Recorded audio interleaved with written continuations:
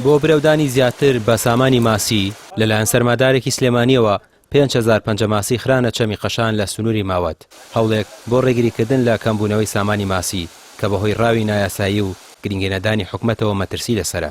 قایمقامی ناوچەکە جەخت لە گرنگی ئەم دەستپێشخەریە دەکاتەوە و ئاماژە بە هاوکاری نەکردنی وەزارەتی کشتوکاڵ دەکات.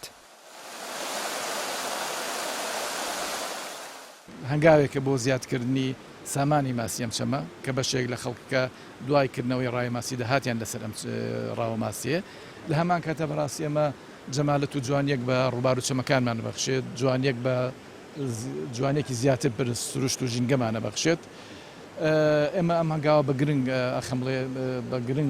ئەخەمڵێنین، بە گرنگ بە بەرز ئەینرخێنین وەسپاسی کاک شەریفی حاجی ڕسووڵی سەفراکین کە خەرجی کڕینی ئەم 5,000 ماسی گرتوۆتە ئەستۆ کە هەمیشە بەڕاستی خاوەنی هەڵوێستی جوان مێرانە بووە بۆ خزمەتکردن لە بواری جۆرا و جۆر لە سنووری ئەمە و سوپاسی کاکێ منی حاجی بەفتاحی ژەکەین وەکو بیرۆکەکە کە بیرۆکەی بەڕێزیان بوو و ئەویش کەسێکە لە بواری ژینگە ئیشەکات و شوێن پەنجەی دیارە لەم سنوورە.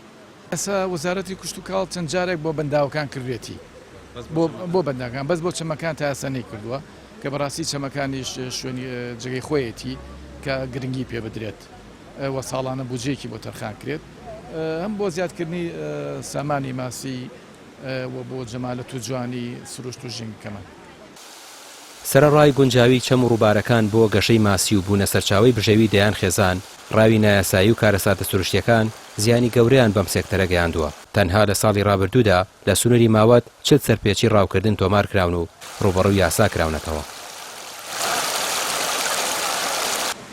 تقریبا بە پەڕاو ئێمە لامانە لە دەرگاکان نزیکەی 40 پەڕاوێکمان هەیە تا ئێستا بەکوی هەموو سەرپێچەکان ئەم ساڵ. بەڵام زیاتر چ سەرپێچی زۆر دەکرێت؟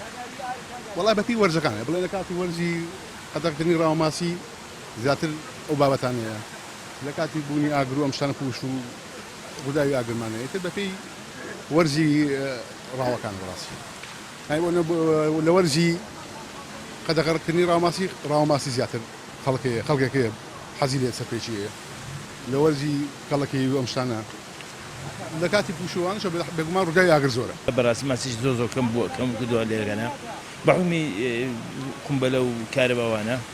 بەڵێ پۆلیسی دارستان زۆر مەزبوطنەوەیدا. سوپاسی کۆمپانیای سەفرە دەکەم کە 5,000 پەنجە ماسی بۆ تێکردوین لە پردی قەشان ئینشاڵڵا ئەگەر نەزاحەت بێنێ بەتەمای ئیکە شتێ بکات. بەداخەوە هەندێک کەس پێویژدانانە کە دەبینی تەنها خەمخۆری لە خۆیەتی، تەنها بیری لەوەیەتی چەند ساتێک کەم چەند ماسیەکی دەستکەوێ هەزاران ماسیکە لە ناوە بە زەرت لە خەڵکیەدا پێ سەڵم فەرمی باشترین تانەوانن خەیروناسی ئەنفەعهم للناس، بەڵام ئەمان ئەبینی لە خراپترین کەسەکانن بۆ زەرە دەیەن لە خەڵکی.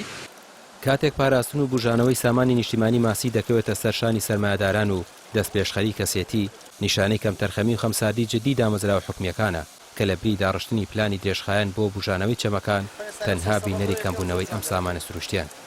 ڕامیر عوسمان، کەناڵی پێام، قەزای ماوە.